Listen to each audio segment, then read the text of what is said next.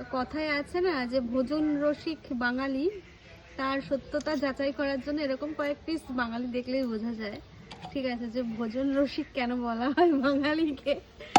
আজকে দেখো পছন্দের খাবার এনেছে বলে নিজেই নিয়ে চলে এসেছে, একদম ধুয়ে টুয়ে কমপ্লিট করে দিচ্ছে, তাড়াতাড়ি রান্নাটা কমপ্লিট হয়, তাই তো?